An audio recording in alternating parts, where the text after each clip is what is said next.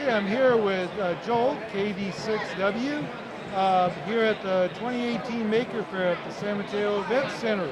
And he's going to tell us why all this stuff is not your grandpa's ham radio. Thank you, Michael. Hey, so we've got a bunch of things here in the booth, and so thanks for stopping by.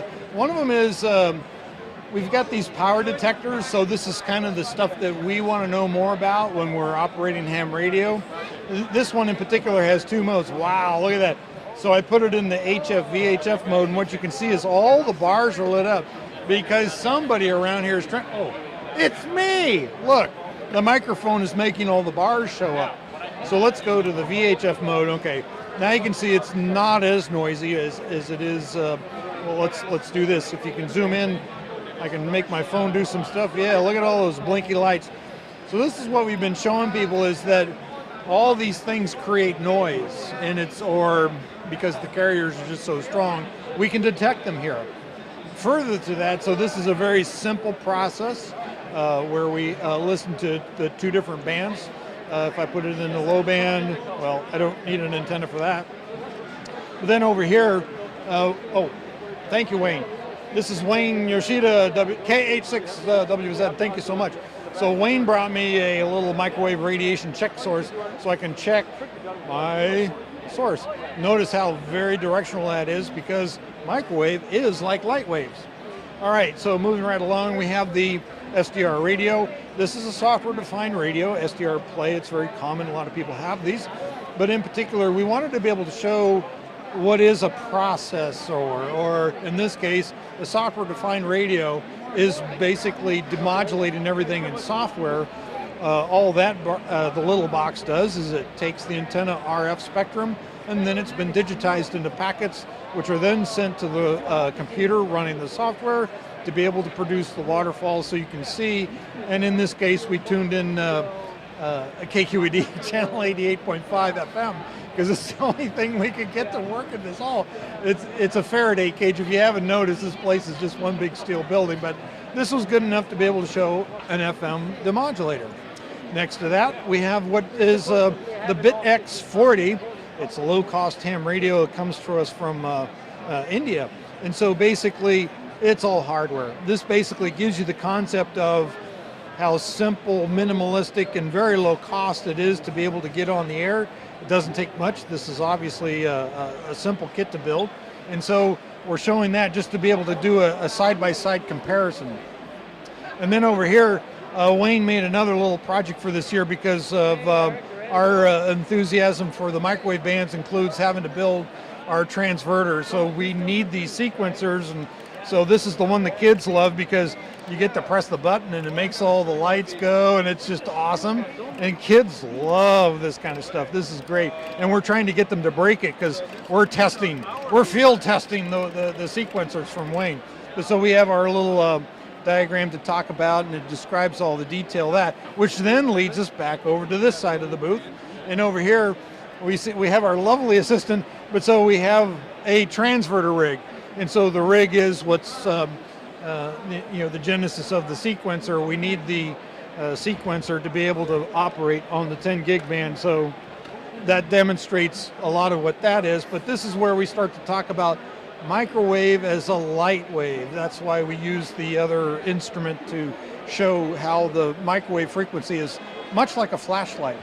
And then along the back, we have a variety of different tools and different processes. In particular, we have the lightning detector over on the far side.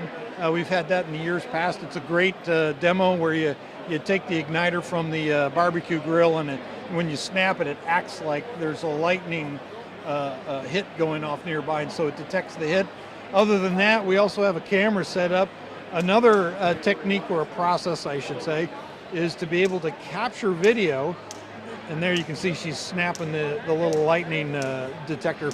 But so in the camera view, we run it through this very low-cost encoder to be able to show what's possible with video compression, to be able to make a video stream running at very low bit rates, to be able to modulate that on a carrier that can then be sent very long distances.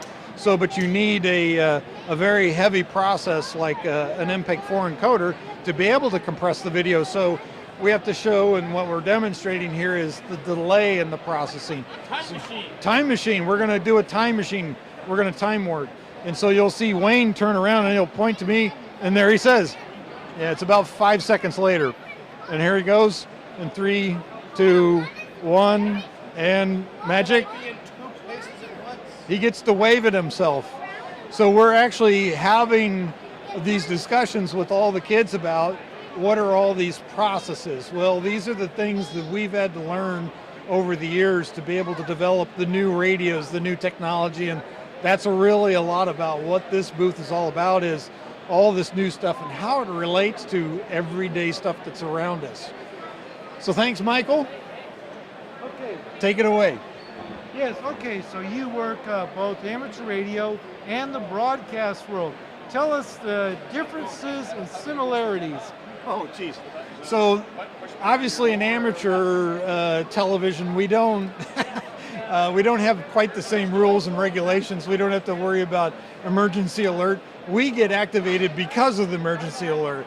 But no, really, there's so many people we know here. They kept coming by, and this is, by the way, if you've never been to Maker Faire, sorry for all you folks in Dayton, but you're blowing it. You should be here.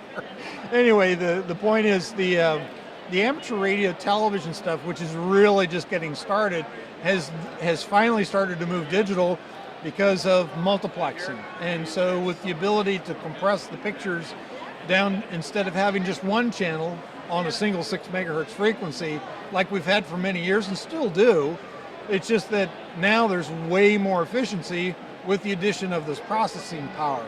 Albeit, it adds latency, but we understand what that process is. And the best part about it is, once you tune into the signal, no matter whether you're a professional broadcaster or an amateur, the picture's perfect, or it has fewer artifacts than if it were a real-time amplitude, analog signal, because those are very apparent. By the way, Michael, we've been watching your feed all day, and it's just amazing how many hits that circuit takes from your booth over to our booth, which I don't know, what is that? Maybe 200 feet. I mean, it's not that far. And so just going that far over here, you can see on the screen over there right now, there's just hits time and time again, and we're just amazed at how much energy is blasting the frequencies here. And so this is kind of an interesting challenge for all the ham radio guys. When we get to the Maker Faire, we don't know whether half of our demos are going to work because of, well, A, it's a Faraday cage, and my gosh, the noise level here is just amazing here in the hall. But back to the topic of amateur television, it's fun. The kids get it because it's television, and what kid doesn't want to be in front of the camera? And so, anyway, it's the thing that we're using to help attract all kids of all ages to be able to come by and see us. Television is a big part of what we believe ham radio can offer to the community as a whole, and that's why we're saying this is not your grandpa's ham radio anymore. This is pretty high-tech stuff, so it's a lot to learn. We'll be back. We're going to have a booth up at Pacificon coming up in October, and so we'll do it again there for those people that couldn't be here. Okay, I'm here with Joel, KD6W, at the amateur radio booth here at the 2018 Maker Faire, which they call Not Your Grandpa's Ham Radio. And thank you.